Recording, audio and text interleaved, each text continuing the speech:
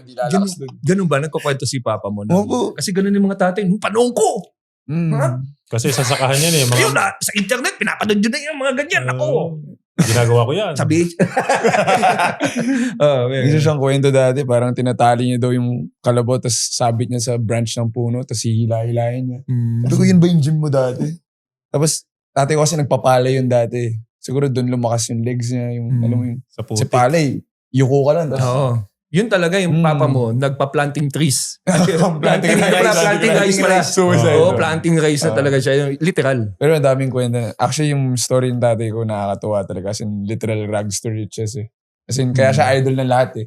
Alam mo yun, kaya, as in, very humble guy. Tapos, wala, pinagdaanan niya lang talaga lahat. Tapos yun, the man who he is right now, as in, mapapahanga ka talaga. Mahirap yun, yung lakad ka sa putik. Oo, iba yun. Babalansi ka dun eh. Tapos, minsan Saka lulubog yung paa. bibigat yung hatak mo ng Tsaka bawat mainit. step. Sobrang init. Tsaka makate. Yung palay, sobrang kate nun. Yung basketball ba, nung magsiseryosohin mo na you had that talk with your dad na seryoso, gusto ko na talagang... Yeah, actually, kami nung kapatid ko si Dave, nung bata pa kami, siguro, very early yung we had that talk. Siguro mga grade 5 kami, grade 6 yun. Parang one time na pagkatapos ng parang mga amateur league sa amin, yung mga pambata ba. Sabi niya, gusto niyo talaga mag-basketball. Sige, ito gagawin natin. So from there, may mga times na, kunyari, masama laro namin. Uwi kami ng bahay, bro. Lalagay kami sa treadmill yan. Oo, papatakbuhin kami sa treadmill. Tapos, syempre nakabantay siya. Papanoorin namin laro namin. Sobrang strict talaga ni tatay growing up. So yun that time, syempre, kami ng kapatid ko, bayan, ayoko na. Oo. Pero, lagi niya sinasabing gusto niya mag-PBA. Pagdadaanan niya to, times 10 pa ang hirap niya. So, nahasa niya talaga kami nung bata kami. Kaya, right now, pag inisip namin yung mga times na ganun, kasi grateful ka na lang. Tama pala si daddy. Oo, tama pala. Kaya masaya siya kasi ako yung first na nag-PBA. Kasi pangarap niya lang makapag-PBA kami pareho ni Dave. Siya, soon na. So, masaya talaga si tatay. May payo ba siya every time you enter a league? Like, pare, nung high school, college, ano ngayon? Bad games, anong sinasabi niya? Meron ba? Wala. Live ba to? Hindi. Pwede ma-edit to. Ang una niya talaga sinasabi, like, huwag ka magbenta ng laro. As in, yun talaga. Yun talaga. Itong gagamitin nating reel. Paki-match Huwag ka talaga magbenta. Which is something Which is true. na dapat sabihin din. Kasi for some, it could be tempting to do, di ba? Nakaka-tempt siya dahil syempre iba yung may ano yan eh, may price na pero to have someone say that to you means a lot na parang sipin mo ibang payo. Kaya nakarami ng championship ang daddy mo. Very genuine kasi siya na tao. Tsaka, other than that, lagi niya sinasabi niya talaga, sarili mo lang kalaban mo. Which is, totoo naman eh. Kahit sa basketball man yan o sa buhay, sarili mo lang talaga kalaban mo. So, pag nanonood ba siya, lumalapit siya sa bench? Hindi naman. Sa kabilang bench eh. Sa kabilang bench eh. Kasi kung magkasama kayo ng high school, putya, nanonood si...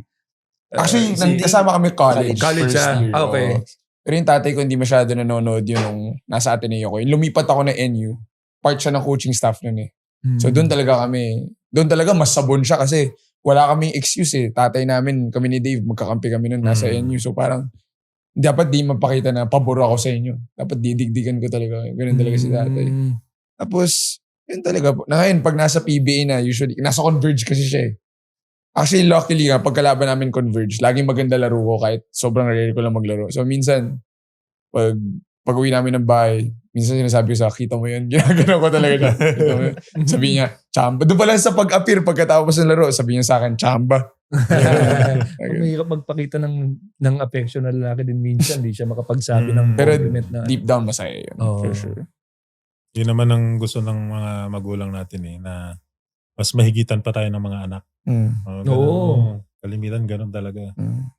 Saka mahirap din minsan kuwari yung journey niya different from yung journey mo as a player. For sure. Kasi iba yung training niya eh. So sinasabi mo, rags to riches, iba yung hirap na yun na yung ma-fuel yung gusto mo talagang maabot. Kasi minsan nasanay na tayo. Maganda na yung bahay, maganda yung all of this. So, maganda na in-implement pa rin yung strict. Ano ba to? Military strict? Hindi naman. Kailangan maaga natutulog. Hindi naman kami ever like physically abuse si tatay. Wala naman. As in like, ano na talaga, tamang parenting na may pagka-stricto. Pero, yun nga, I mean, totoo naman yung sinabi mo na magkaiba talaga yung journey namin. And I think we're thankful for that.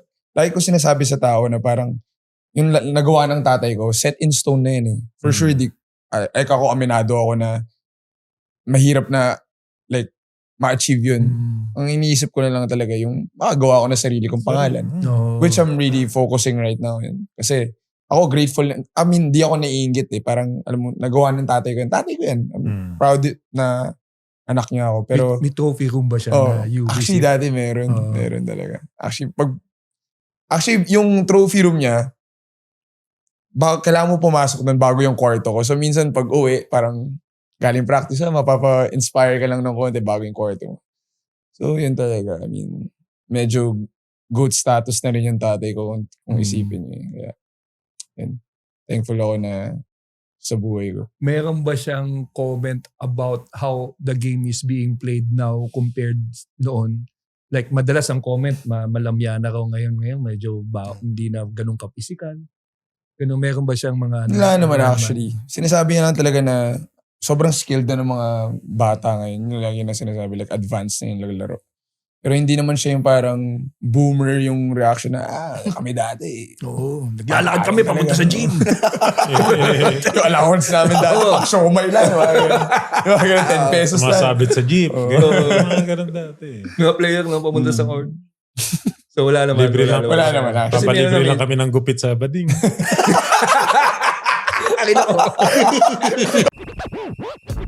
Thank you for watching Balyahan with GB and RDO, powered by Sports Plus, the official gaming partner of the Philippine Olympic Committee. Kung nagustuhan mo ang napanood mo, here's some more videos. Huwag mo rin kalimutang mag-like, comment at subscribe para lagi kang first dibs sa bagong videos ng Balyahan.